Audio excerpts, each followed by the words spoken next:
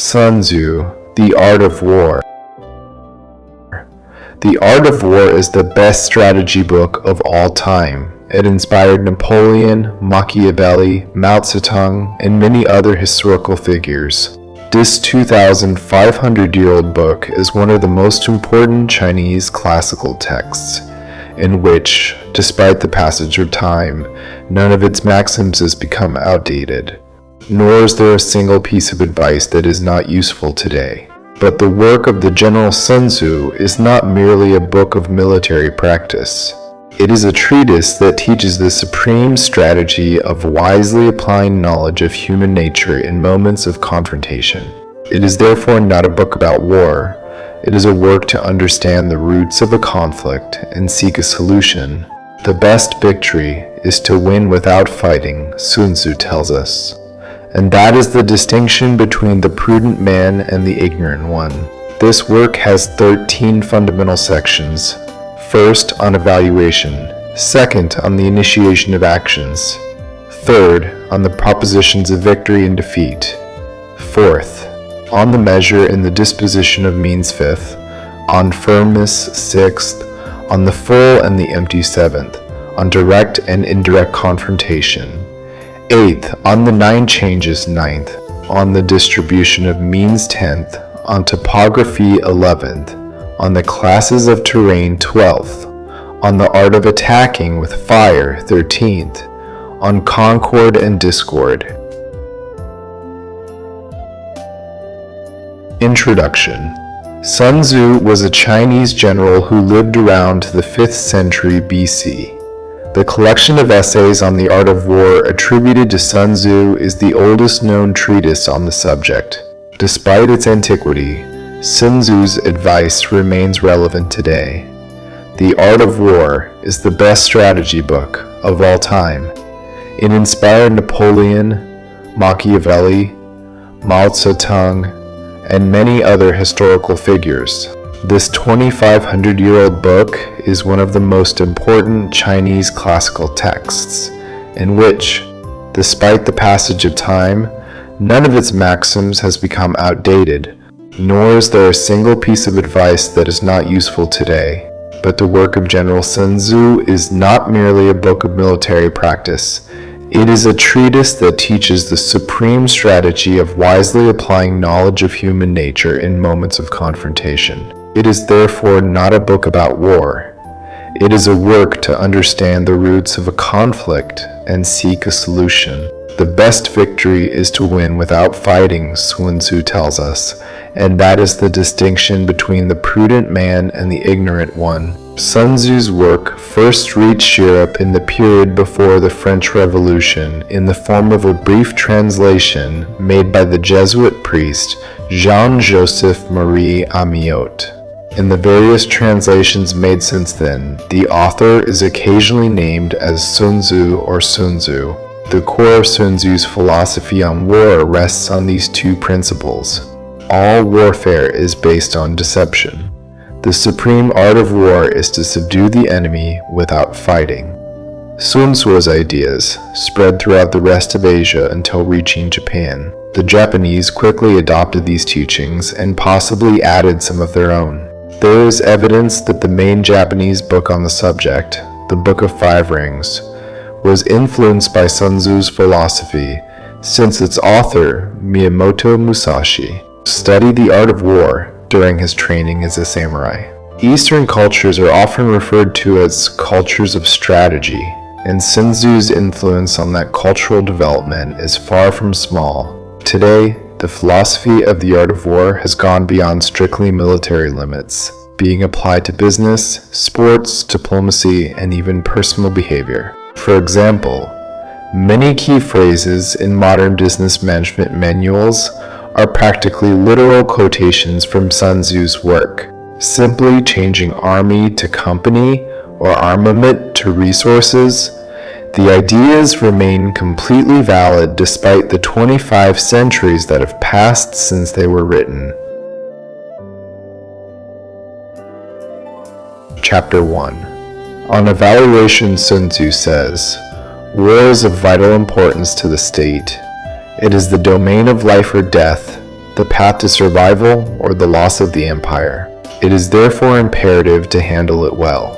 Not to reflect seriously on everything that concerns it is to show culpable indifference regarding the preservation or loss of what is dearest to us, and this must not happen among us. But it must be assessed in terms of 5 fundamental factors, and comparisons must be made between the various conditions of the rival sides in order to determine the outcome of the war.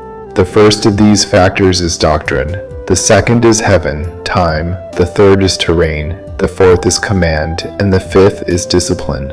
Doctrine means that which causes the people to be in harmony with their ruler, so that they follow him wherever he goes, without fearing for their lives or facing any danger. Heaven, time, means the yin and the yang, night and day, cold and heat, clear or rainy days, and the change of seasons.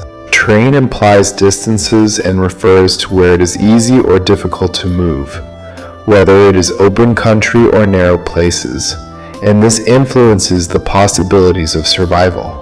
Command must possess the qualities of wisdom, sincerity, benevolence, courage, and strictness. Finally, discipline must be understood as the organization of the army, the ranks and grades among the officers, the regulation of supply routes, and the provision of military material to the army. These 5 fundamental factors must be known by every general. He who masters them wins. He who does not is defeated. Therefore, when planning, the plans must be compared according to the following 7 factors, evaluating each with the greatest care. Which leader is wiser and more capable? Which commander possesses the greater talent? Which army obtains advantages from nature and terrain? In which army are regulations and instructions better observed? Which troops are stronger? Which army has officers and troops better trained? Which army administers rewards and punishments more justly? By studying these 7 factors, I will be able to predict which of the 2 sides will emerge victorious and which will be defeated. In general, he who follows my counsel is certain to win. That general must be kept in command. He who ignores my counsel will certainly be defeated. That one must be removed. After paying attention to my counsel and plans in general, one must create a situation that contributes to their fulfillment. By situation, I mean that he must take into consideration the circumstances of the field and act according to what is advantageous to him. The art of war is based on deception. Therefore, when capable of attacking, feign incapacity. When troops are moving, feign inactivity. If near the enemy, make him believe you are far away, and if far away, make him believe you are near. Offer baits to lure the enemy. Strike the enemy when he is disordered. Prepare against him when he is secure everywhere. Avoid him for a time when he is stronger. If your opponent has a choleric temper, try to irritate him. If he is arrogant, try to encourage his selfishness. If the enemy troops are well prepared after reorganization, try to disorder them. If they are united, sow dissension in their ranks.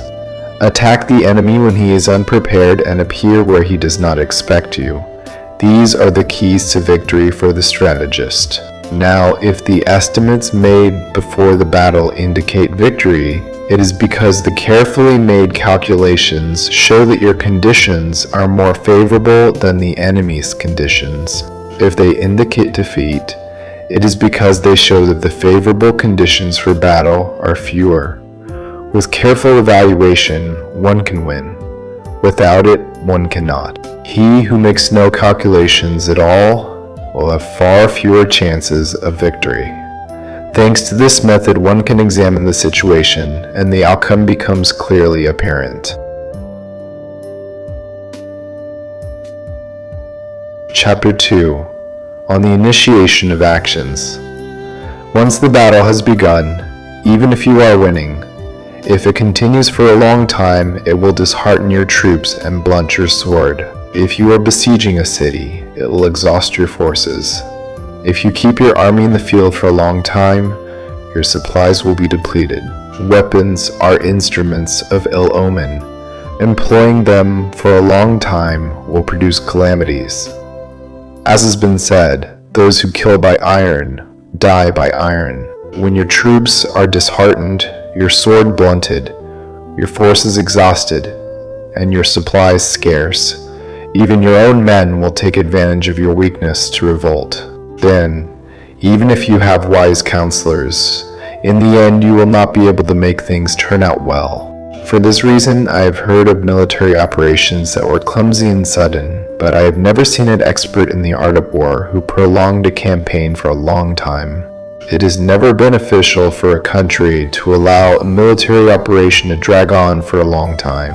As is commonly said, be swift as the thunder that rumbles before you can cover your ears, fast as the lightning that flashes before you can blink. Therefore, those who are not fully aware of the disadvantage of employing arms cannot be fully aware of the advantages of using them. Those who use military means skillfully do not mobilize their troops twice, nor provide food on 3 occasions for the same objective. This means that the people should not be mobilized more than once per campaign, and that immediately after achieving victory, one should not return to one's own country to carry out a second mobilization. At the beginning, this means providing food for one's own troops, but afterward one takes food from the enemy. If you take supplies and weapons from your own country, but take food from the enemy, you can be well supplied with armaments and provisions. When a country becomes impoverished because of military operations, it is due to transporting provisions from a distant place. If they are transported from a distant place, the people become impoverished. Those who live near where the army is can sell their harvests at high prices. But in this way, the well-being of the majority of the population is ended. When provisions are transported very far, people are ruined because of the high cost. In the markets near the army, the prices of goods rise. Therefore, long military campaigns are a plague for the country. When resources are exhausted, taxes are collected under pressure. When power and resources are exhausted, the country itself is ruined. The people are deprived of much of their budget while government expenses for armaments rise. The inhabitants constitute the foundation of a country. Food is the happiness of the people. The prince must respect this fact and be sober and austere in his public expenditures. Consequently, an intelligent general fights to deprive the enemy of his food. Every portion of food taken from the enemy is equivalent to 20 that you supply yourself. Thus, what devastates the enemy is the recklessness and the motivation of your own men to assume the benefits of the adversaries. When you reward your men with the benefits that the adversaries held, you will make them fight on their own initiative, and thus you will be able to take the power and influence that the enemy had. It is for this reason that it is said, where there are great rewards, there are brave men. Consequently, in a battle of chariots, reward first the one who captures at least 10 chariots. If you reward everyone, there will be none sufficient for all. Thus offer a reward to one soldier to encourage all the others. Change their colors, the enemy's soldiers taken prisoner, mix them with your own. Treat the captured soldiers well, and pay attention to them. The prisoner soldiers must be well treated to ensure that in the future they fight for you. This is called defeating the adversary and, in addition, increasing your own forces. If you use the enemy to defeat the enemy, you will be powerful wherever you go. Thus, the most important thing in a military operation is victory and not persistence. The latter is not beneficial. An army is like fire. If you do not extinguish it, it will consume itself. Therefore, we know that he who is at the head of the army is in charge of the lives of the inhabitants and the security of the nation. Chapter 3. On the propositions of victory and defeat. As a general rule, it is better to preserve an enemy intact than to destroy it, capture its soldiers to conquer them, and dominate its leaders. A general said, "Practice the martial arts. Calculate the strength of your adversaries. Make them lose their spirit and direction so that, although the enemy army remains intact, it becomes useless. This is winning without violence. If you destroy the enemy army and kill its generals, breach its defenses by shooting, gather a crowd, and usurp its territory, all this is winning by force. For this reason, those who win all battles are not truly professionals. Those who make foreign armies surrender powerless without fighting are the best masters of the art of war. Superior warriors attack while the enemies are projecting their plans. Then they undo their alliances. That is why a great emperor said, "He who fights for victory against naked swords is not a good general." The worst tactic is to attack a city. Besieging and cornering a city should only be carried out as a last resort. Employ no less than 3 months to prepare your siege engines, and another 3 to coordinate the resources for your siege. One should never attack out of anger and in haste. It is advisable to take time in planning and coordinating the plan. Therefore, a true master of the martial arts defeats other enemy forces without battle, conquers other cities without besieging them, and destroys other armies without employing much time. Your expert master in the martial arts undoes the plans of the enemies, spoils their relations and alliances, cuts off their supplies, or blocks their path. By employing these tactics without the need to fight, it is essential to fight against all enemy factions to obtain a complete victory, so that their army is not quartered and the benefit is total. This is the law of strategic siege. Complete victory occurs when the army does not fight, the city is not besieged, the destruction is not prolonged for a long time, and in each case the enemy is defeated by the employment of strategy. Thus, the rule for the use of force is as follows. If your forces are 10 times superior to those of the adversary, surround him. If they are 5 times superior, attack him. If they are 2 times superior, divide him. If your forces are equal in number, fight if possible. If your forces are inferior, remain continually on guard, for the smallest mistake would bring you the worst consequences. Try to stay under cover and avoid as far as possible an open confrontation with him. The prudence and firmness of a small number of people can tire and dominate even numerous armies. This advice applies in cases where all factors are equivalent. If your forces are in order while theirs are immersed in chaos, if you and your forces are spirited and they are demoralized, then even if they are more numerous, you can enter into battle.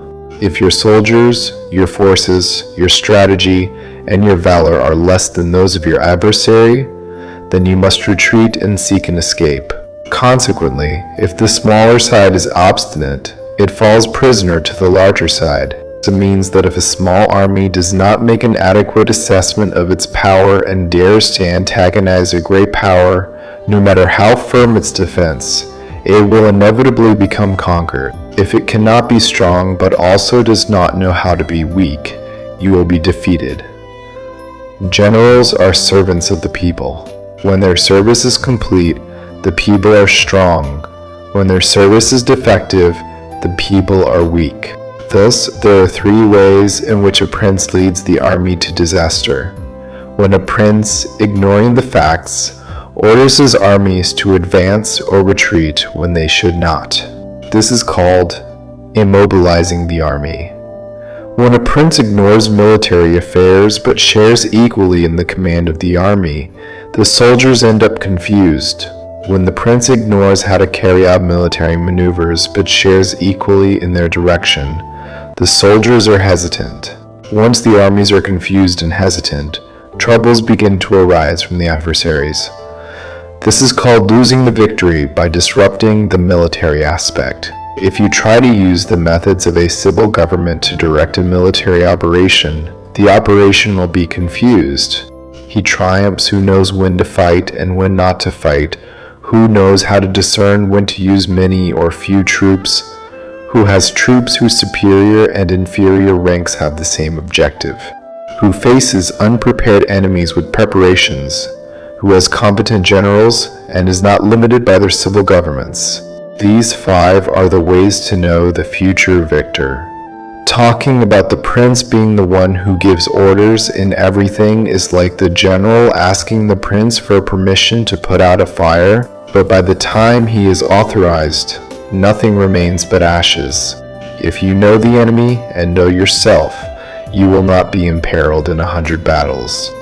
If you do not know the enemy but know yourself, you will lose one battle and win another.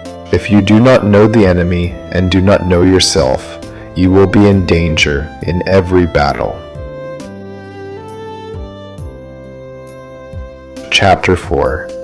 On the measure and the disposition of means. In ancient times, expert warriors first made themselves invincible and then waited to discover the vulnerabilities of their adversaries. Making yourself invincible means knowing yourself. Waiting to discover the adversary's vulnerability means knowing others. Invincibility resides in oneself. Vulnerability resides in the adversary. For this reason, expert warriors can make themselves invincible, but they cannot make their adversaries vulnerable. If the adversaries have no battle order to inform themselves about, nor negligences or faults to take advantage of, how can you defeat them even if they are well equipped? This is why it is said that victory can be perceived but cannot be fabricated. Invincibility is a matter of defense.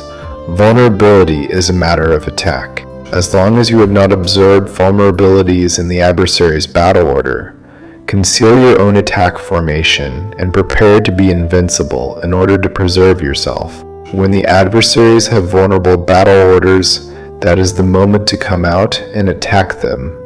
Defense is for times of scarcity. Attack is for times of abundance. Experts in defense hide in the depths of the earth. Experts in attack maneuvers hide in the highest heights of the sky. In this way, they can protect themselves and achieve total victory. In defensive situations, silence voices and erase traces, hidden like ghosts and spirits underground, invisible to everyone. In attack situations, your movement is swift and your shout is dazzling, fast as thunder and lightning, against which no one can prepare even if they come from the sky. To foresee victory when anyone can recognize it does not constitute true skill. Everyone praises victory won in battle, but that victory is not really so good. Everyone praises victory in battle, but what is truly desirable is to be able to see the world of the subtle and realize the world of the hidden, to the point of being able to achieve victory where there is no form. It does not require much strength to lift a hair. It is not necessary to have sharp sight to see the sun and the moon, nor is much hearing needed to hear the rumble of thunder. What everyone knows is not called wisdom. Victory over others obtained through battle is not considered a good victory. In antiquity, those who were known as good warriors won when it was easy to win. If you are only capable of securing victory after facing an adversary in armed conflict, that victory is a hard victory. If you are capable of seeing the subtle and realizing the hidden, bursting forth before the battle order, the victory thus obtained is an easy victory. Consequently, the victories of good warriors do not stand out for their intelligence or their bravery. Thus, the victories they win in battle are not due to luck. Their victories are not accidents, but are due to having previously positioned themselves to be able to win with certainty, imposing themselves over those who have already lost in advance. Great wisdom is not something obvious. Great merit is not announced. When you are capable of seeing the subtle, it is easy to win. What does this have to do with intelligence or bravery? When problems are resolved before they arise, who calls this intelligence? When there are victories without battle, who speaks of bravery? Thus, good warriors take position on ground where they cannot lose and do not overlook the conditions that make their adversary prone to defeat. Consequently, a victorious army wins first and engages in battle afterward. A defeated army fights first and tries to obtain victory afterward. This is the difference between those who have strategy and those who have no premeditated plans. Those who use arms well cultivate the way and observe the laws. Thus they can govern, prevailing over the corrupt, using harmony to dissolve opposition, not attacking an innocent army, not taking prisoners or booty.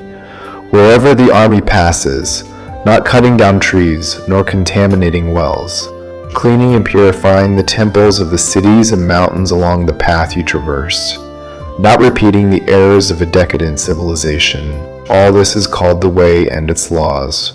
When the army is strictly disciplined to the point that soldiers would die before disobeying orders, and rewards and punishments are trustworthy and well established, when the chiefs and officers are capable of acting in this way, they can defeat a corrupt enemy prince.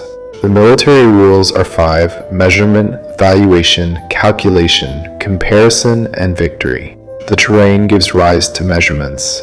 These give rise to valuations, give rise to calculations, these to comparisons, and the comparisons give rise to victories. Through comparisons of the dimensions, you can know where victory or defeat lies. Consequently, a victorious army is like 100 weight compared to a gram. A defeated army is like a gram compared to 100 weight. When the winner makes his people go into battle as if you were directing a great current of water into a deep canyon, this is a matter of battle formation. When water accumulates in a deep canyon, no one can measure its quantity, just as our defense shows no form. When the water is released, it rushes downward like a torrent in such an irresistible way as our own attack.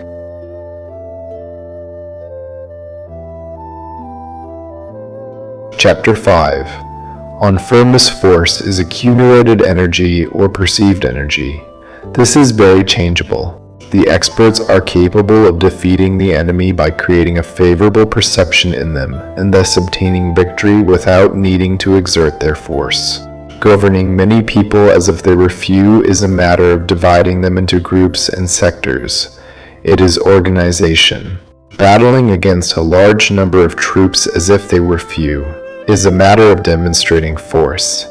Symbols and signals refer to achieving a perception of force and power in the opposition. On the battlefield, it refers to the formations and banners used to deploy the troops and coordinate their movements.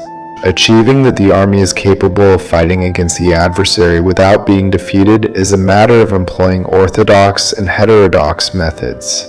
Orthodoxy and heterodoxy are not something fixed, but are used as a cycle. An emperor who was a famous warrior and administrator spoke of manipulating the adversary's perceptions of what is orthodox and heterodox, and then attacking unexpectedly, combining both methods until they become one, thus becoming indefinable to the enemy. That the effect of the forces be like that of stones thrown upon eggs is a matter of the full and the empty. When you induce the adversaries to attack you on your territory, their force is always empty, at a disadvantage, while if you do not compete in what they are best at, your force will always be full. Attacking with the empty against the full is like throwing stones upon eggs. They will surely break. When battle is engaged in a direct manner, victory is won by surprise. The direct attack is orthodox. The indirect attack is heterodox. There are only 2 kinds of attacks in battle, the extraordinary by surprise and the direct ordinary, but their variants are innumerable. The orthodox and the heterodox originate reciprocally as in a circle without beginning or end. Who can exhaust them? When the speed of flowing water reaches the point where it can move stones, this is direct force. When the speed and maneuverability of the falcon is such that it can attack and kill, this is precision. The same occurs with expert warriors. Their force is swift, their precision accurate. Their force is like shooting a catapult. Their precision is hitting the intended target and causing the expected effect. Disorder comes from order. Cowardice arises from valor. Weakness springs from strength. If you want to feign disorder to convince your adversaries and distract them, first you must organize order, because only then can you create artificial disorder. If you want to feign cowardice to learn the adversary's strategy, first you must be extremely brave, because only then can you act timid artificially. If you want to feign weakness to induce arrogance in your enemies, first you must be extremely strong, because only then can you pretend to be weak. Order and disorder are a matter of organization. Cowardice is a matter of valor and impetus. Strength and weakness are a matter of battle formation. When an army has the force of impetus perfected, even the timid becomes brave. When it loses the force of impetus, even the brave becomes timid. Nothing is fixed in the laws of war. These develop on the basis of impetus. With cunning, one can anticipate and make the adversaries convince themselves how to proceed and move. It helps them walk the path you trace. Make the enemies move with the prospect of triumph, so that they fall into the ambush. Good warriors seek effectiveness in battle from the force of impetus and perception, and do not depend only on the strength of their soldiers. They are capable of choosing the best people, deploying them adequately, and letting the force of impetus achieve their objectives. When there is enthusiasm, conviction, order, organization, resources, and commitment from the soldiers, you have the force of impetus, and the timid is valiant. Thus it is possible to assign soldiers according to their capacities and skills, and entrust them with appropriate duties and responsibilities. The brave can fight, the careful can stand guard, and the intelligent can study, analyze, and communicate. Each one is useful. Making soldiers fight by allowing the force of impetus to do its work is like rolling rocks. Rocks remain immobile when on flat ground, but roll on an inclined plane. They stay fixed when square, but turn if round. Therefore, when men are led into battle with cunning, the impetus is like round rocks rushing down the mountain. This is the force that produces victory. Chapter 6. On the Full and the Empty. Those who anticipate prepare and arrive first at the battlefield and wait for the adversary. They are in a rested position. Those who arrive last at the battlefield, those who improvise and engage in the fight, become exhausted. Good warriors make the adversaries come to them, and in no way they let themselves be lured out of their fortress. If you make the adversaries come to you to fight, their force will always be empty. If you do not go out to fight, your force will always be full. This is the art of emptying others and filling yourself. What drives the adversaries to come to you of their own accord is the prospect of gain. What discourages the adversaries from coming to you is the probability of suffering harm. When the adversaries are in a favorable position of rest, make them move. When they are well fed, cut off their supplies. When they are resting, make them set out. Attack unexpectedly, making the adversaries exhaust themselves running to save their lives. Interrupt their provisions, ravage their fields, and cut their supply routes. Appear in critical places and attack where they least expect it, forcing them to come to the rescue. Appear where they cannot go. Direct yourself toward where they least expect it, so that you can travel hundreds of kilometers without fatigue, crossing uninhabited lands. Attacking an open space does not mean only a space where the enemy has no defense. As long as their defense is not strict, the place is not well guarded. The enemies scatter before you as if you were crossing uninhabited territory. To infallibly take where you attack, attack where there is no defense. To maintain an infallibly secure defense, defend where there is no attack. Thus, in the case of those expert in attack, their enemies do not know where to attack. When the instructions are fulfilled, the people are sincerely loyal and committed.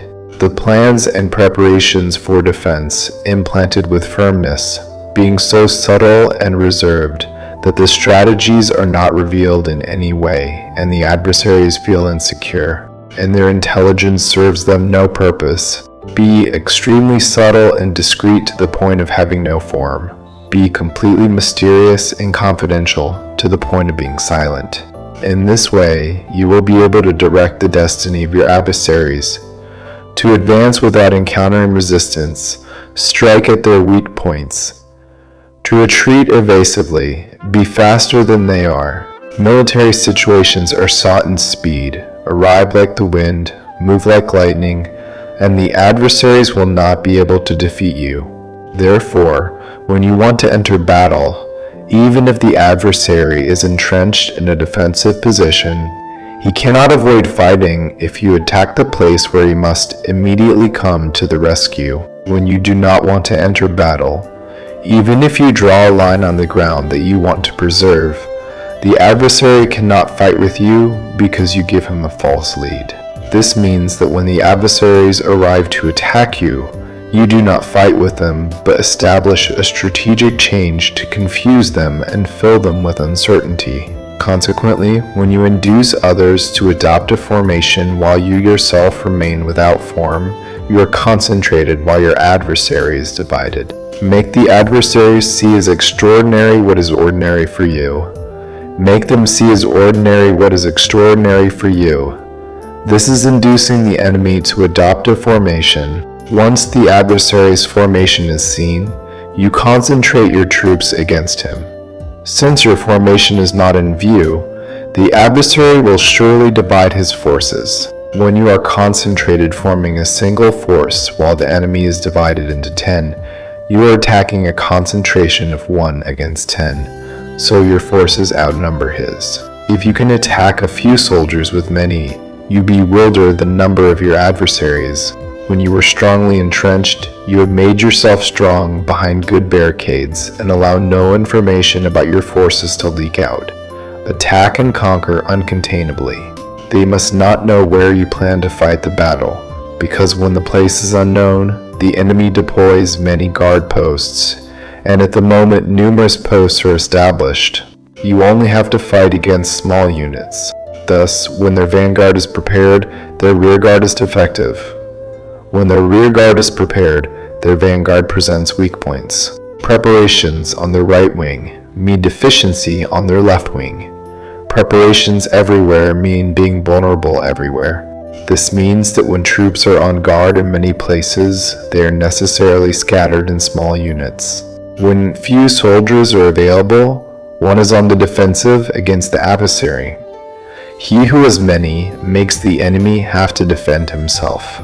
The more defenses you induce your enemy to adopt, the more weakened he will become. Thus, if you know the place and the date of the battle, you can arrive there even if you are 1,000 kilometers away. If you do not know the place and the date of the battle, then your left flank cannot save the right, your vanguard cannot save your rearguard, and your rearguard cannot save your vanguard, not even in a territory of a few dozen kilometers. If you have many more troops than the others, how can this factor help you obtain victory if you do not know the place and the date of the battle? Even if your troops are more numerous than theirs, how can you know whether you will win or lose? Thus, it is said that victory can be created. If you make the adversaries not know the place and the date of the battle, you can always win. Even if the enemies are numerous, they can be made not to enter into combat. Therefore, make your assessment of them to discover their plans and determine which strategy can succeed and which cannot. Incite them to action to discover the general scheme of their movements. Do something for or against them to draw their attention so that you can attract them and discover their habits of behavior in attack and defense. Induce them to adopt specific formations to know their weak points. This means using many methods to confuse and disturb the enemy with the objective of observing their forms of response toward you. After having observed them, act accordingly so that you can know what kind of situations mean life and which mean death. Test them to find out their strong points and their weak points. Therefore, the ultimate point of an army's formation is to reach formlessness. When you have no form, informers cannot discover anything, since information cannot create a strategy. Once you have no perceptible form, you leave no traces that can be followed. Informers find no crack through which to look, and those in charge of planning cannot establish any feasible plan. Victory over multitudes through precise formations must be unknown to the multitudes. Everyone knows the form by which he was victorious, but no one knows the form by which he secured the victory. Consequently, victory in war is not repetitive, but continually adapts its form, and determining the appropriate changes means not repeating previous strategies to obtain victory. To achieve it, I can adapt from the beginning to any formation that the adversaries may adopt. Formations are like water. The nature of water is to avoid the high and go toward the low. The nature of armies is to avoid the full and attack the empty. The flow of water is determined by the earth. Victory is determined by the adversary. Thus, an army has no constant formation, just as water has no constant form. They are called geniuses for the capacity to obtain victory by changing and adapting according to the enemy.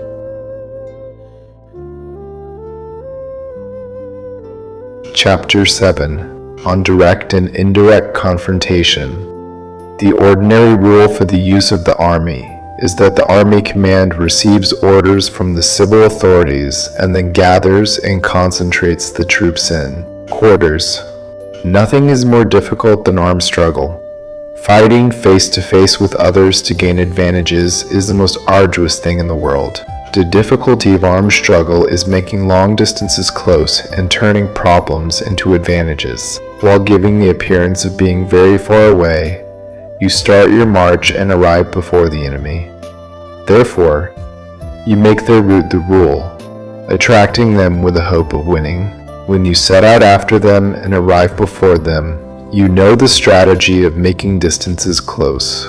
Make use of a special unit to deceive the enemy, luring him into a false pursuit, making him believe that the bulk of your forces is very far away.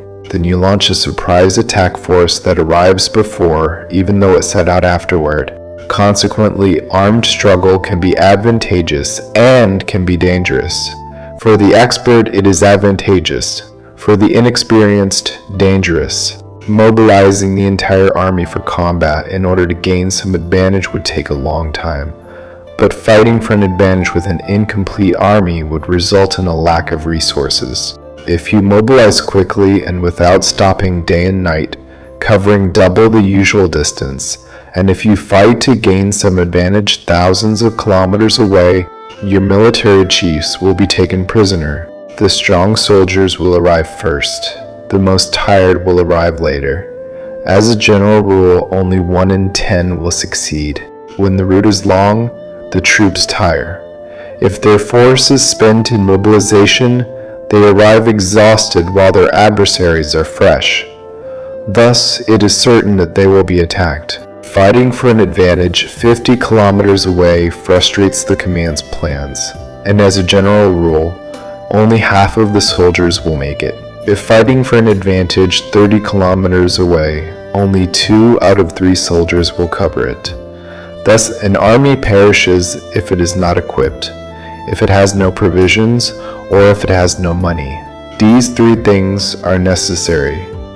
You cannot fight to win with an unequipped army or without provisions. What money facilitates? Therefore, if you ignore the plans of your rivals, you cannot make precise alliances.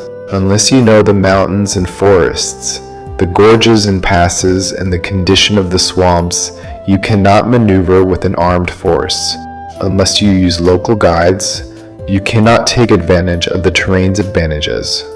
Only when you know every detail of the terrain's condition can you maneuver and wage war. Consequently, a military force is used according to the planned strategy, is mobilized through the hope of reward, and is adapted through division and combination. A military force is established through strategy in the sense that you distract the enemy so that he cannot know your real situation and cannot impose his supremacy. It is mobilized through the hope of reward in the sense that it goes into action when it sees the possibility of obtaining an advantage.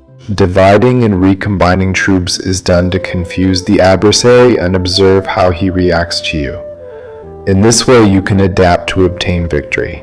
Therefore, when a military force moves quickly, it is like the wind. When it moves slowly, it is like the forest.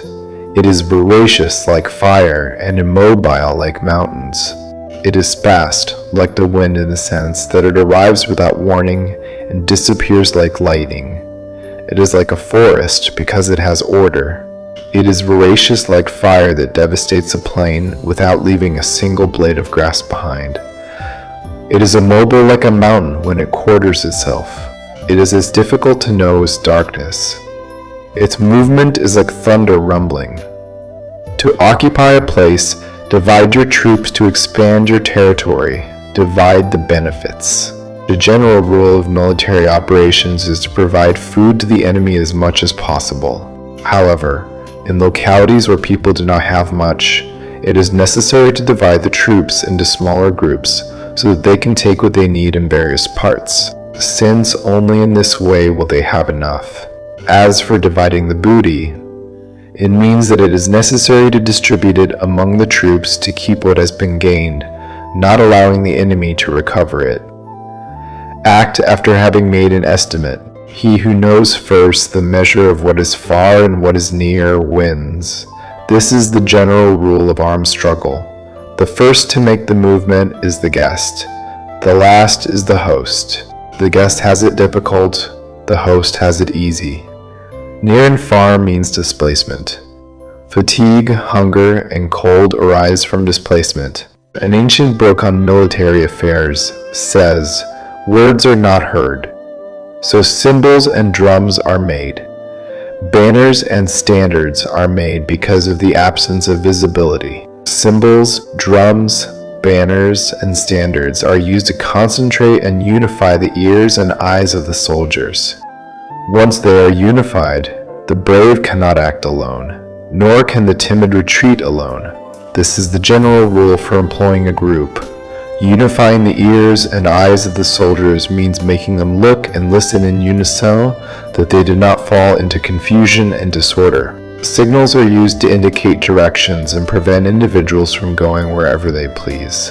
Thus, in night battles use fires and drums, and in day battles use banners and standards to manipulate the ears and eyes of the soldiers. Use many signals to confuse the enemy's perceptions, making him fear your formidable military power. In this way you make the energy of his armies disappear and demoralize his generals. First, you must be able to remain firm in your own heart. Only then can you demoralize the enemy generals. For this reason, tradition affirms that the inhabitants of other times had the firmness to demoralize, and the ancient law of those who drove war chariots said that when the original mind is firm, fresh energy is victorious. In this way, the energy of the morning is full of ardor, that of midday declines, and the energy of the night withdraws. Consequently, experts in handling arms prefer the enthusiastic energy. Attack the declining one, and those who fight and retreat are those who dominate the energy. Any weak person in the world is ready to fight in a minute if he feels encouraged, but when it really comes to taking up arms and entering battle, he is possessed by the energy.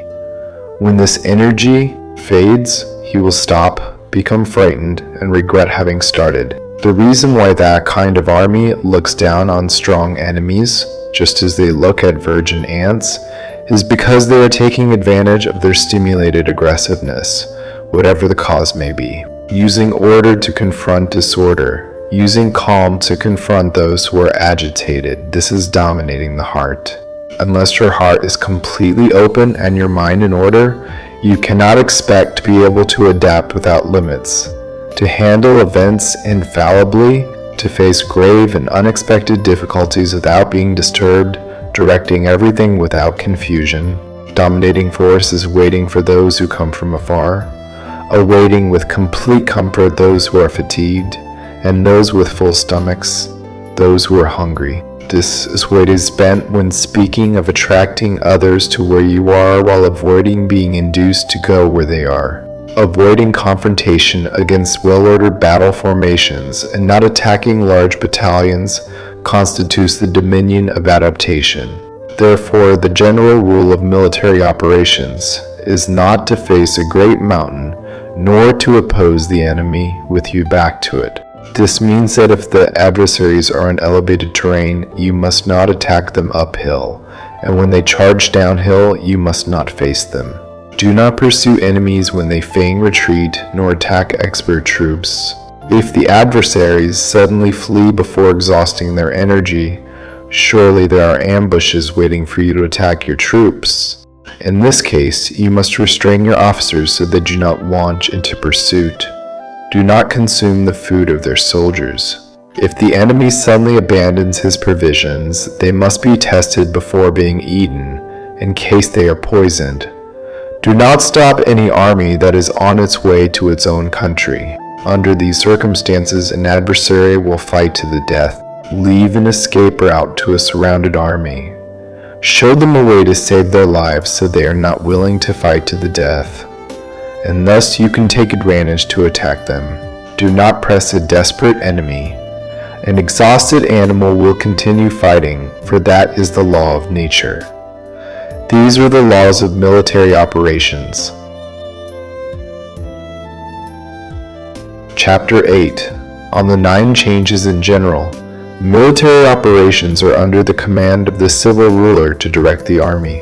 The general must not raise his camp on difficult terrain. Let diplomatic relations be established at the borders. Do not remain in arid or isolated territory. When you find yourself in enclosed terrain, prepare some strategy and move. When you find yourself in deadly terrain, fight. Enclosed terrain means there are steep places surrounding you on all sides, so the enemy has mobility. He can come and go freely, but it is difficult for you to exit and return. Every route must be studied so that it is the best. There are routes that must not be used, armies that must not be attacked, cities that must not be surrounded, terrains on which one must not fight, and orders from civil rulers that must not be obeyed.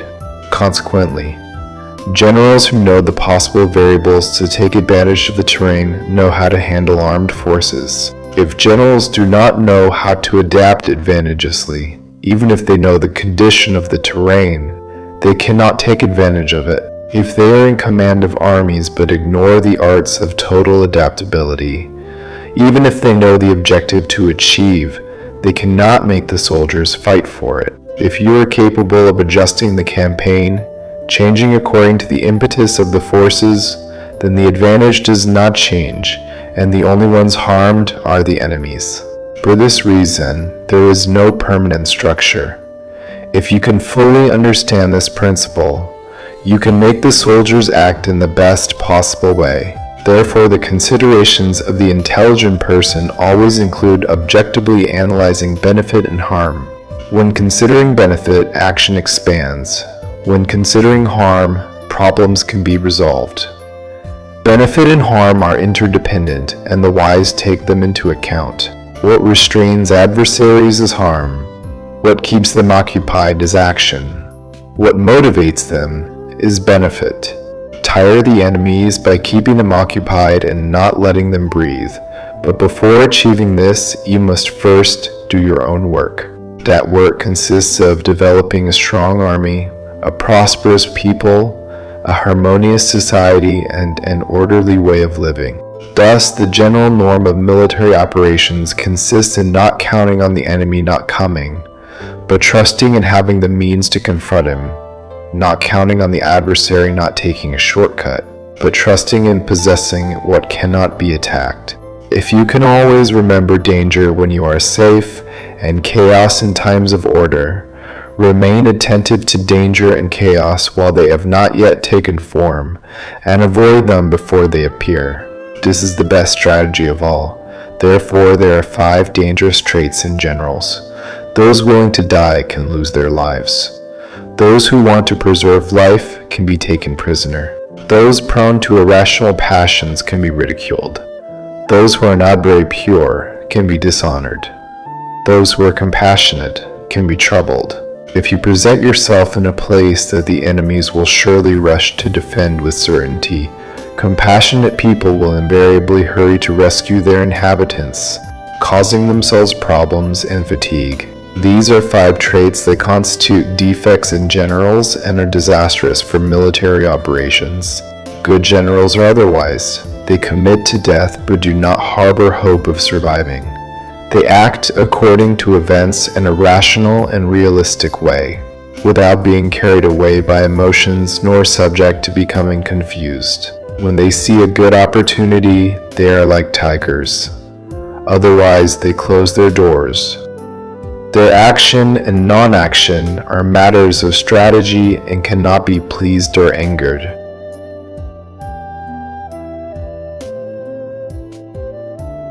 Chapter 9. On the distribution of means. Military maneuvers are the result of plans and strategies in the most advantageous way to win.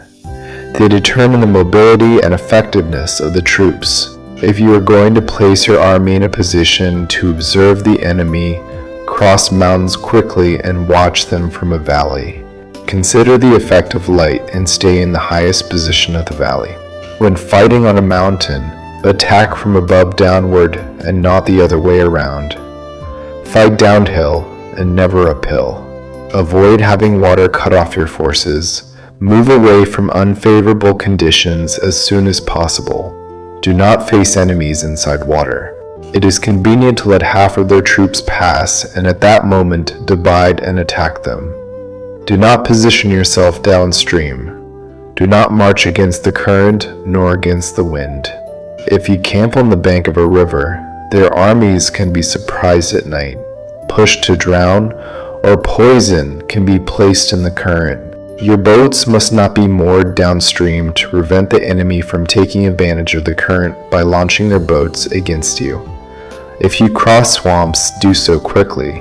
If you find yourself facing an army in the middle of a swamp, stay near aquatic plants or backed by trees.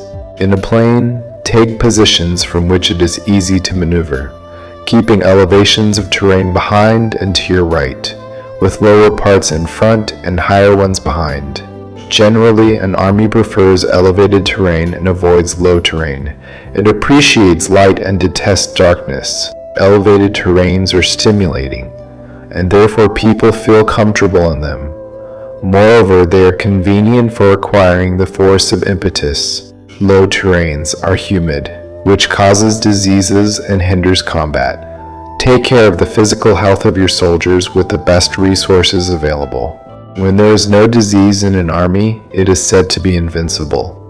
Where there are mounds and embankments, position yourself on their sunny side, always keeping them to your right and behind. Placing yourself in the best part of the terrain is advantageous for a military force. The advantage in a military operation consists in taking advantage of all beneficial factors of the terrain. When crossing a river upstream, and the current brings foam with it, if you want to cross it, wait until it clears. Whenever terrain presents impassable ravines, enclosed places, traps, risks, natural cracks, and prisons, you must abandon it quickly and not approach it. As far as I am concerned, I always keep away from these accidents of terrain, so that the adversaries are closer to them than I am. I face these accidents so that they remain behind the enemy. Then you are in an advantageous situation, and he has unfavorable conditions. When an army is moving, crossing mountainous territories with many streams and wells, or swamps covered with reeds, or virgin forests full of trees and vegetation, it is essential to scrutinize them totally and carefully, since those places aid ambushes and spies. It is essential to dismount from the horse, scrutinize the terrain in case there are hidden troops waiting for you in an ambush. It could also be that there are spies lurking, observing and listening to your instructions and movements. When the enemy is near but remains calm, it means he is in a strong position. When he is far away but tries to provoke hostilities, he wants you to advance.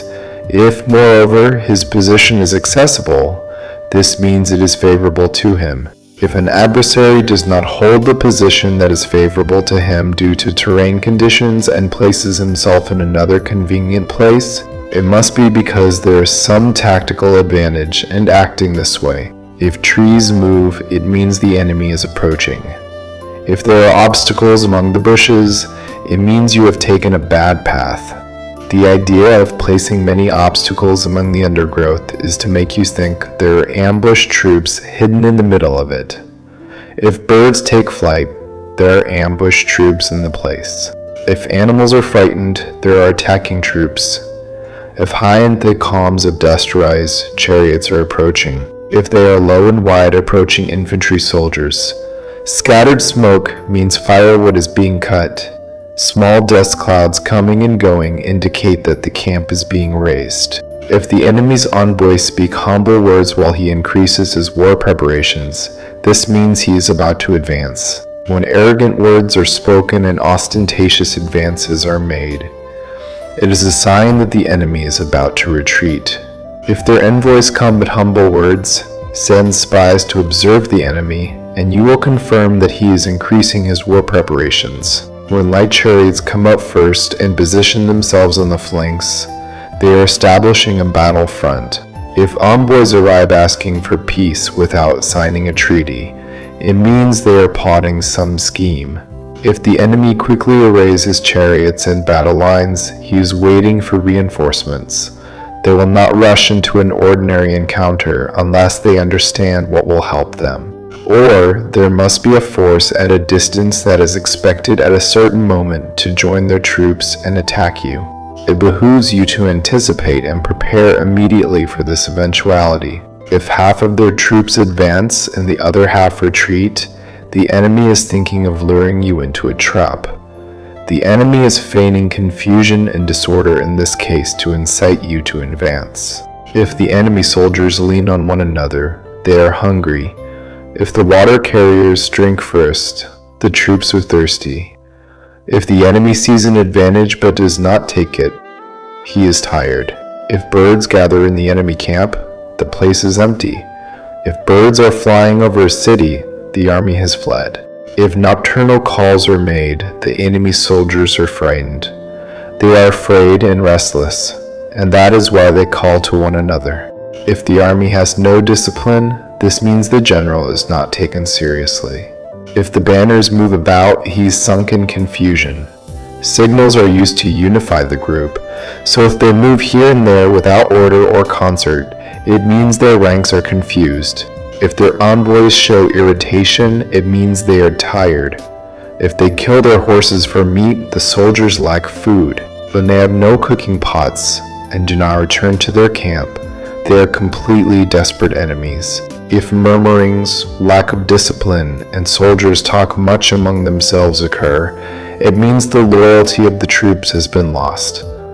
Formations describe the expression of true feelings. Lack of discipline indicates problems with superiors. When the command has lost the loyalty of the troops, the soldiers speak frankly among themselves about problems with their superiors. If numerous rewards are granted, the enemy is in a dead end. When too many punishments are ordered, the enemy is desperate. When the force of their impetus is exhausted, they grant constant rewards to keep the soldiers content, to prevent mass revolt. When the soldiers are so exhausted that they cannot fulfill orders, they are punished again and again to restore authority. Being violent at the beginning and then fearing one's own soldiers is the height of ineptitude. Envoys who come with a conciliatory attitude indicate that the enemy wants a truce. If the enemy troops in front burn with ardor but delay at the moment of entering combat without abandoning the terrain, you must observe them carefully. They are preparing a surprise attack. In military affairs, it is not necessarily more beneficial to be superior in forces. Only avoid acting with unnecessary violence. It is sufficient to consolidate your power, make estimates about the enemy, and succeed in gathering troops, that is all. The enemy who acts in isolation, who lacks strategy, and who takes his adversaries lightly, will inevitably end up defeated. If your plan does not contain a strategy for retreat after the attack, but relies exclusively on the strength of your soldiers and takes your adversaries lightly without assessing their condition, you will surely be taken prisoner. If soldiers are punished before loyalty to the command has been secured, they will not obey, and if they do not obey, they will be difficult to employ. They also cannot be employed if no punishment is carried out even after loyalty has been obtained.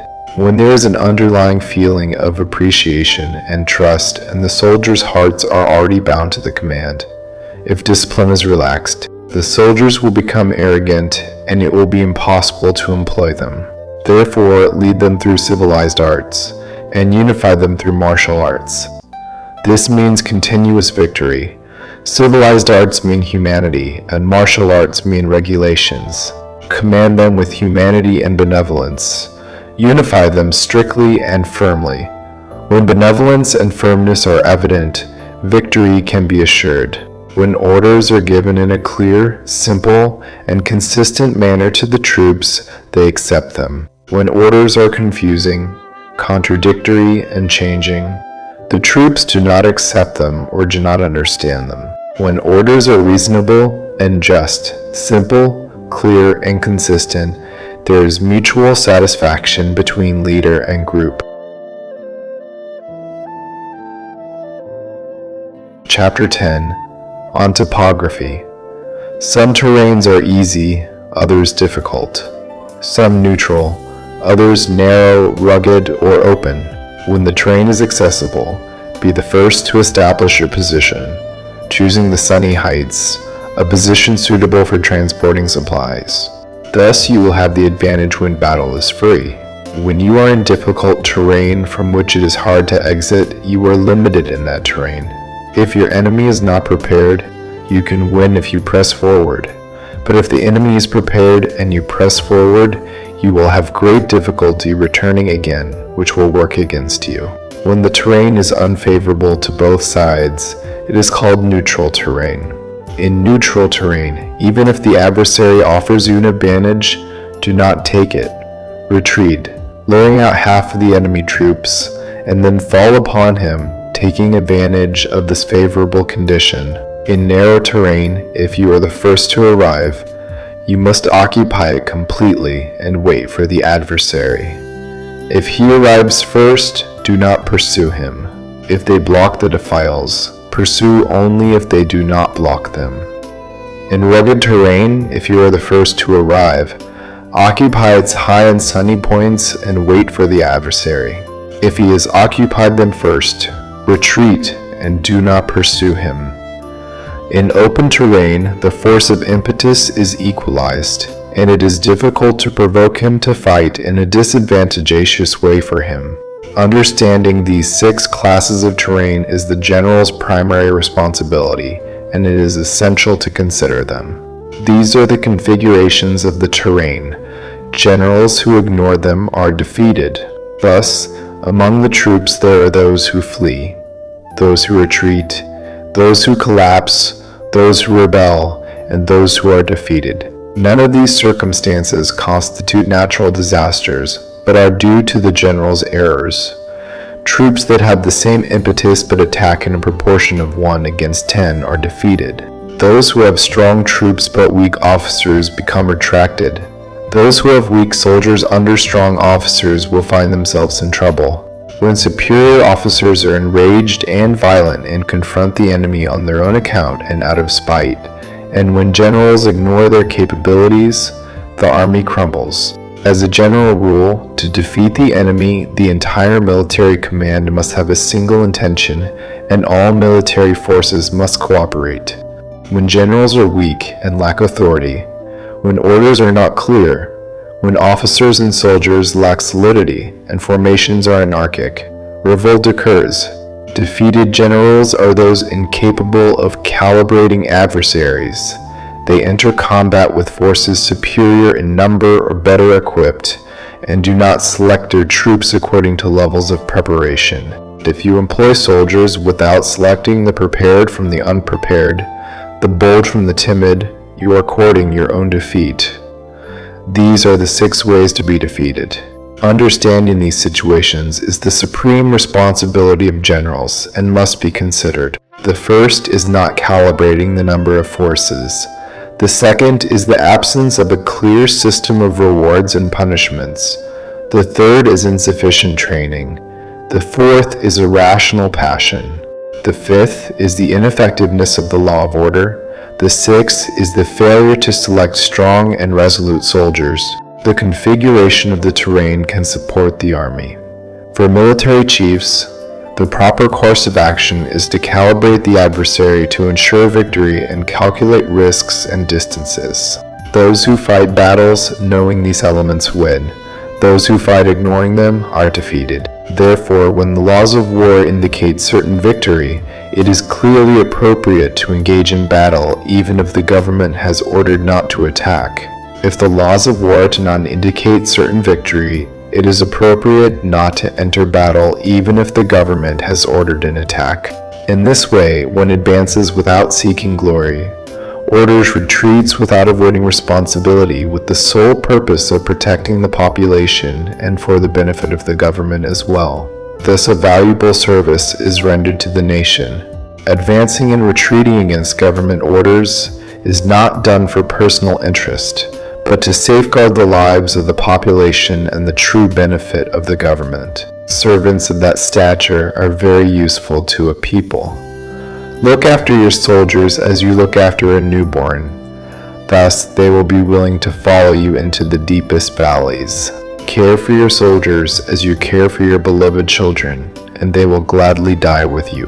But if you are so kind to them that you cannot use them, so indulgent that you cannot give them orders, so informal that you cannot discipline them, your soldiers will be like spoiled children and therefore useless. Rewards must not be used alone, nor should one rely only on punishments. Otherwise the troops, like spoiled children, become accustomed to enjoying or resenting everything. This is harmful and makes them useless. If you know that your soldiers are capable of attacking but ignore whether the enemy is invulnerable to attack, you have only half the chance of winning. If you know the enemy is vulnerable to attack but ignore whether your soldiers are capable of attacking, you have only half the chance of winning. If you know the enemy is vulnerable to attack and your soldiers can carry it out, but you ignore whether the terrain condition is favorable for battle, you have half the probability of winning. Therefore, those who know more martial arts do not waste time when making their movements, nor exhaust themselves when attacking. Because of this, it is said that when you know yourself and know others, victory is not in danger. When you know heaven and earth, victory is inexhaustible. Chapter 11. On the 9 classes of terrain. According to the laws of military operations, there are 9 classes of terrain. If local interests fight among themselves in their own territory, this is called dispersive terrain.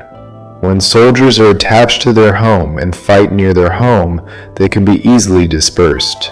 When you penetrate enemy territory but do not go deep, this is called light terrain. This means soldiers can easily return. Terrain that can be advantageous to you if you take it, and advantageous to the enemy if he conquers it, is called key terrain. Inevitable fighting terrain is any defensive enclave or strategic pass. Terrain equally accessible to you and to others is called communicative terrain. Terrain surrounded by 3 rival territories and the first to provide free access to it to everyone is called intersecting terrain. Intersecting terrain is that in which the main communication routes converge, joining one another. Be the first to occupy it, and people will have to side with you. If you obtain it, you are secure. If you lose it, you run danger. When you penetrate deep into enemy territory and leave many cities and towns behind, that terrain is called difficult. It is terrain from which it is difficult to return. When you cross wooded mountains, abrupt defiles, or other difficult accidents to traverse, this is called unfavorable terrain. When access is narrow and the exit tortuous, so that a small enemy unit can attack you even though your troops are more numerous. This is called enclosed terrain. If you are capable of great adaptation, you can traverse that terrain. If you can only survive in a terrain by fighting quickly, and it is easy to die if you do not. This is called deadly terrain. Troops in deadly terrain are in the same situation as if they were in a sinking boat or a burning house. Thus, do not fight in dispersive terrain. Do not stop in light terrain. Do not attack in key terrain occupied by the enemy. Do not let your troops be divided in communicative terrain. In intersecting terrain, establish communications. In difficult terrain, enter well provisioned. In unfavorable terrain, continue marching. In enclosed terrain, employ surprise tactics. In deadly terrain, fight. In dispersive terrain, the soldiers can unite. Light terrain is when the soldiers have penetrated enemy territory but still do not have their backs covered. Therefore, their minds are not truly concentrated and they are not ready for battle. It is not advantageous to attack the enemy in key terrain. What is advantageous is to arrive first at it. It must not be allowed to remain isolated. Communicative terrain is for making use of supply routes. In intersecting terrain, you will be safe if you establish alliances. If you lose them, you will find yourself in danger. In difficult terrain, entering well provisioned means gathering everything necessary to stay there for a long time. In unfavorable terrain, since you cannot entrench yourself in it, you must hurry to get out. In enclosed terrain, introduce surprise tactics. If the troops fall into deadly terrain, everyone will fight spontaneously. For this reason it is said, place the troops in deadly terrain and they will survive. Place them where they want to live and they will die. Those formerly considered experts in the art of war were capable of making the enemy lose contact between their vanguard and their rearguard, the trust between large and small units, mutual interest for the welfare of different ranks, mutual support between rulers and ruled, the isolation of soldiers, and the coherence of their armies. These experts went into action when it was advantageous to them and refrained otherwise. They introduced changes to confuse the enemy, attacking here and there, terrorizing them, and sowing confusion in such a way that they gave him no time to make plans. One might ask how to confront numerous and well-organized enemy forces advancing toward you. The answer is, first take away something they value, and then they will listen to you. Rapidity of action is the essential factor in the condition of military force. Taking advantage of the adversary's errors, moving by paths they do not expect, and attacking when they are off guard. This means that to take advantage of the adversary's lack of preparation, foresight, and caution, it is necessary to act quickly, and without doubt those errors will be of no use to you in an invasion. As a general rule, the deeper the invaders penetrate into enemy territory, the stronger they become to the point that the native government can no longer expel them. Choose fertile fields and the troops will have enough to eat. Take care of their health and avoid fatigue. Consolidate their energy. Increase their strength. Let the movements of your troops and the preparation of your plans be unfathomable. Consolidate the most enthusiastic energy of your troops now. The surplus forces keep their formation secret, and your plans remain unfathomable to the enemies, and wait for a vulnerable point to advance. Place your troops in a point with no exit, so that they have to die before they can escape. Because faced with the possibility of death, they will not be willing to do what warriors do, then they give the best of their forces. When they are faced with grave danger, they lose fear. When there is nowhere to go, they remain firm. When they are totally committed to a terrain, they cling to it. If they have no other option, they will fight to the end. For this reason, the soldiers are vigilant without needing to be stimulated. They assemble without needing to be called to ranks. They are spirited without need of promises, and they can be trusted without need of orders. This means that when the combatants find themselves in mortal danger, Whatever their rank, all have the same objective and therefore are alert without need of stimulation. They have goodwill spontaneously and without need of receiving orders, and they can be trusted naturally without promises or need of hierarchy. Prohibit auguries to avoid doubts, and the soldiers will never abandon you. If your soldiers have no riches, it is not because they disdain them. If they do not seek longer life, it is not because they do not want to live longer. The day the order to march is given, the soldiers weep. Thus, a military operation prepared with skill must be like a swift serpent that counterattacks with its tail when someone attacks its head, counterattacks with its head when someone attacks its tail, and counterattacks with head and tail when someone attacks its middle. This image represents the method of a battle line that responds swiftly when attacked. A manual of the 8 classic battle formations said, "Before the front of the rear guard, make the rear guard the front. With 4 heads and 8 tails, make the head be everywhere. And when the enemy charges the center, head and tail will come to the rescue." One may ask whether it is possible to make a military force like a swift serpent. The answer is yes. Even people who dislike each other, finding themselves in the same boat, will help one another in danger of capsizing.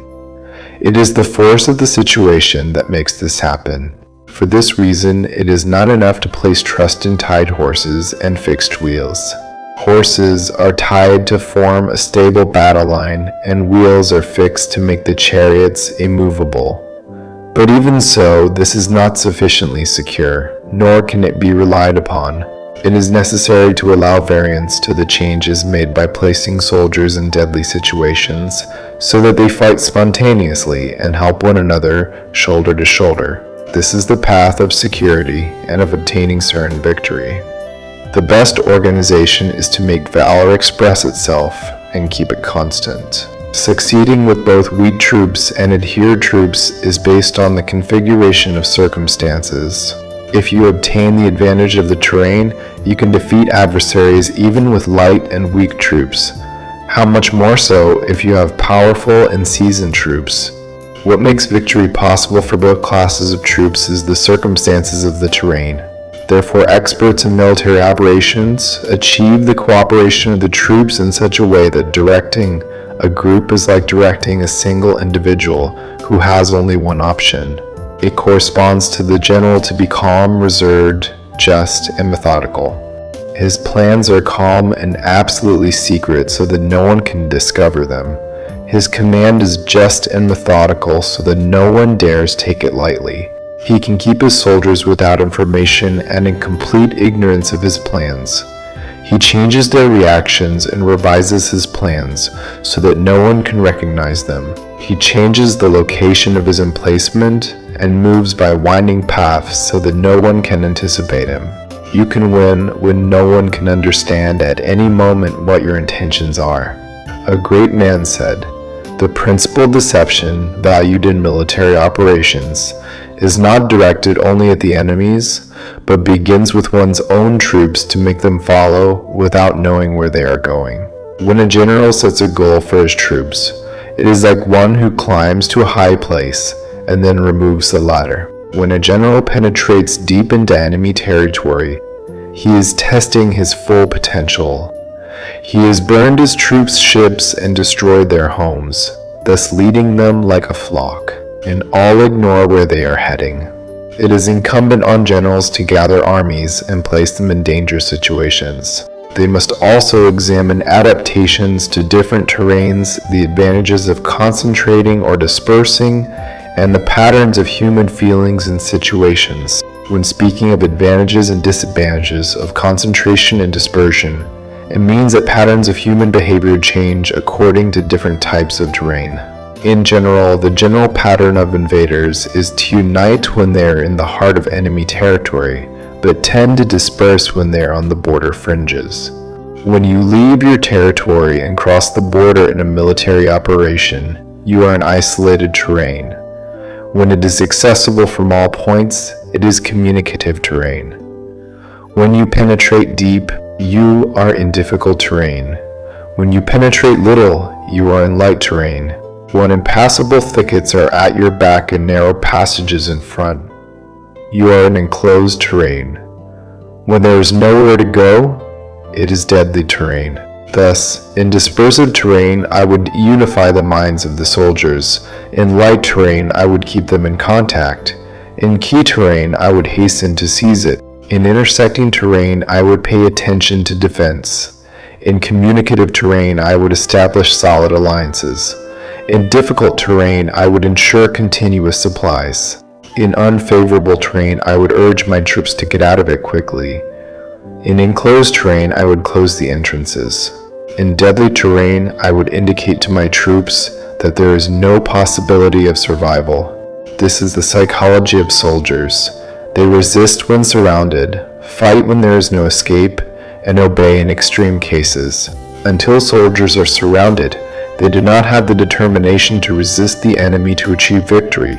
When desperate, they present a unified defense. Therefore, those who ignore the enemy's plans cannot prepare alliances.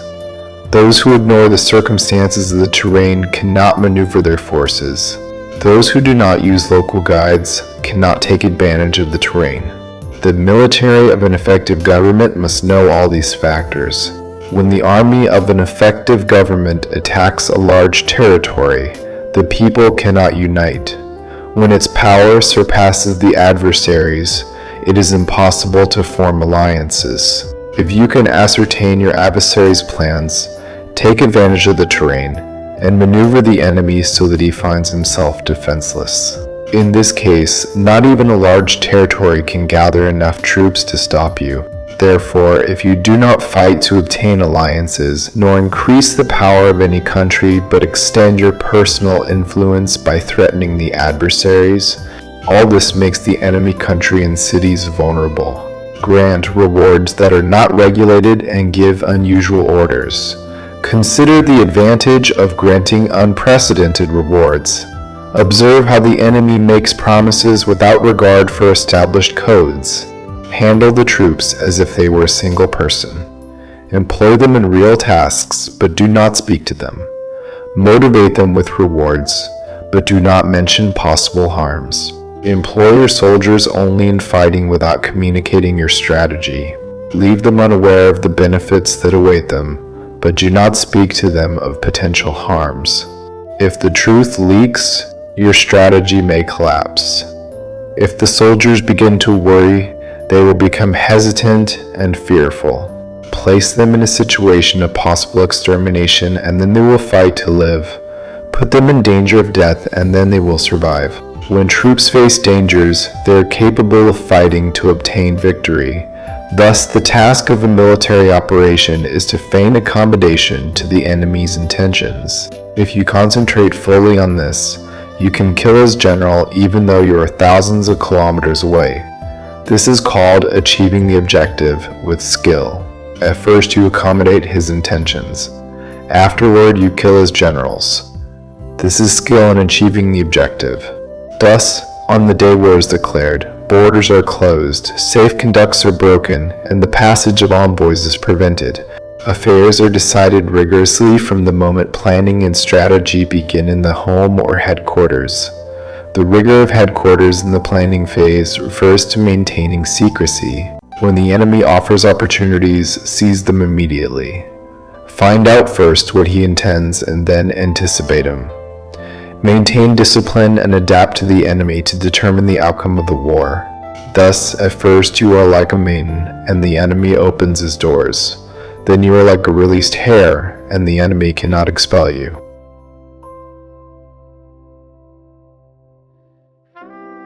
Chapter 12. On the Art of Attacking with Fire. There are 5 classes of attacks by fire: burning people, burning supplies, burning equipment, burning warehouses, and burning weapons. The use of fire must have a basis and requires certain means.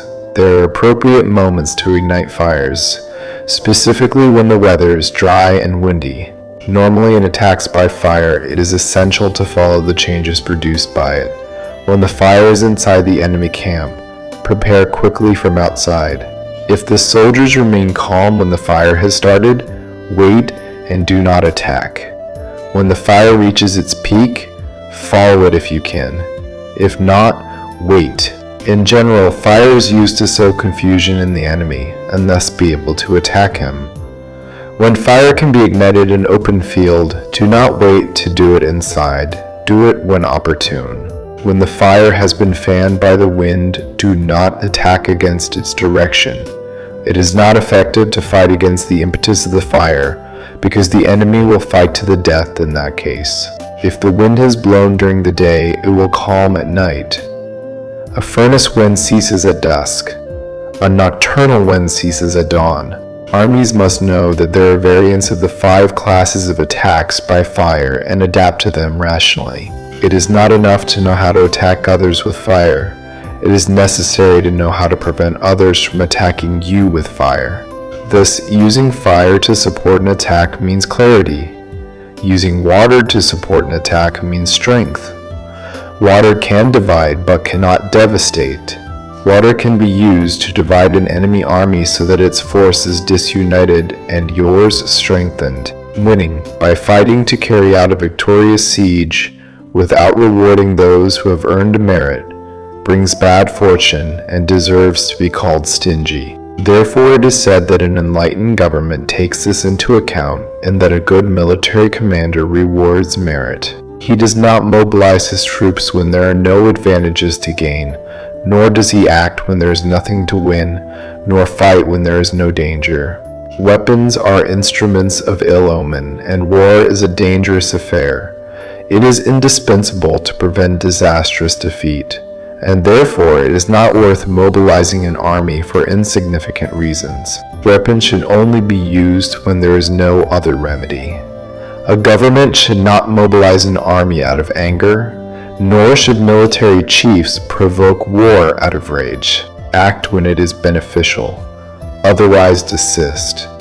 Anger can turn into joy and rage into pleasure, but a destroyed people cannot be reborn and the dead cannot be brought back to life. Consequently, an enlightened government pays attention to all this, and a good military commander takes it into account. This is the way to keep the nation safe and preserve its army intact. Chapter 13. Unconquered and Discord. A military operation means a great effort for the people, and war can last many years to obtain a victory of a single day. Thus, failing to know the adversary's situation by economizing on expenses for investigating and studying the opposition is extremely inhumane and not typical of a good military chief, a government counselor, or a victorious ruler.